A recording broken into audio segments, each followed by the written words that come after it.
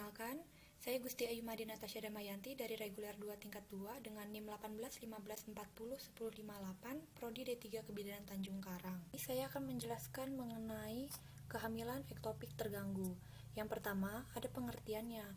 Pengertian dari kehamilan ektopik terganggu adalah komplikasi kehamilan di mana embrio menempel di luar rahim. Kemudian, ada gejala kehamilan ektopik. Kehamilan ektopik cenderung tidak menunjukkan gejala pada tahap awal. Tanda awal kehamilan ektopik mirip dengan kehamilan biasa seperti mual, payudara mengeras, dan menstruasi terhenti. Sedangkan pada tahap lanjut, ada beberapa gejala yang sering dirasakan penderita kehamilan ektopik, yaitu nyeri perut dan perdarahan dari vagina. Gejala-gejala tersebut akan terasa semakin parah seiring waktu. Berikut ini adalah faktor yang diduga jadi penyebab kehamilan ektopik. Yang pertama, pernah mengalami kondisi ini sebelumnya. Yang kedua, infeksi atau peradangan. Infeksi tuba falopi, rahim atau indung telur, dan juga peradangan pada tuba falopi dapat membuat wanita mengalami kehamilan ektopik. Chlamydia atau gonore juga bisa meningkatkan resiko kehamilan ektopik. Yang ketiga, kerusakan pada organ reproduksi. Hamil di luar kandungan dapat terjadi jika Anda mengalami kerusakan pada saluran tuba falopi. Kerusakan tuba falopi bisa disebabkan karena operasi yang dilakukan di area tuba falopi dan rahim.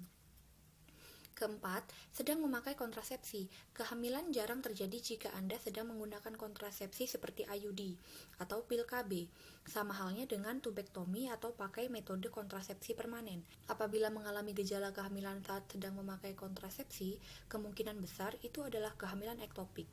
Yang kelima, punya endometriosis. Endometriosis adalah kondisi yang menyebabkan jaringan parut di tuba falopi. Kondisi ini juga meningkatkan resiko kehamilan ektopik. Berikut ini adalah pencegahan dari kehamilan ektopik terganggu. Yang pertama, tidak bergonta-ganti pasangan.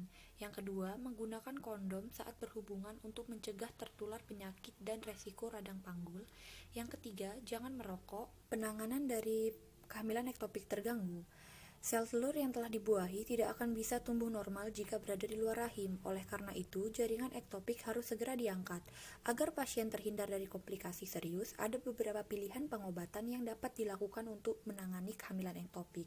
Antara lain, suntik methotrexate. Kehamilan ektopik tahap awal dapat diatasi dengan suntik ini, karena obat ini akan menghentikan pertumbuhan sel ektopik sekaligus menghancurkan sel yang sudah terbentuk. Setelah pemberian suntikan, dokter akan memantau kadar hormon HCG dalam darah setiap 2-3 hari sampai kadarnya menurun.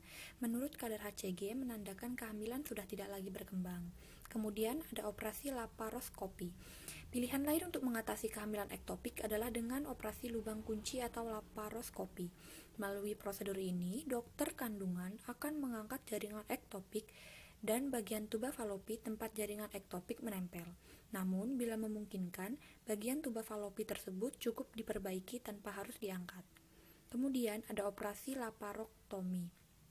Untuk menangani pasien yang mengalami perdarahan berat akibat kehamilan ektopik, dokter kandungan akan melakukan tindakan darurat berupa laparotomi. Dalam laparotomi, dokter akan membuat sayatan besar di perut sebagai jalan untuk mengangkat jaringan ektopik dan tuba falopi yang pecah. Kemudian, diagnosis dari kehamilan ektopik terganggu. Dokter akan melakukan pemeriksaan dengan USG transvaginal untuk memastikan terjadinya kehamilan ektopik.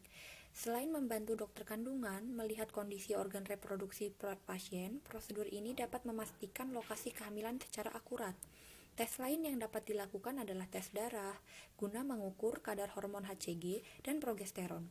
Pada kehamilan ektopik, kadar kedua hormon tersebut cenderung lebih rendah dibandingkan kehamilan normal. Begitulah penjelasan dari saya mengenai kehamilan ektopik terganggu.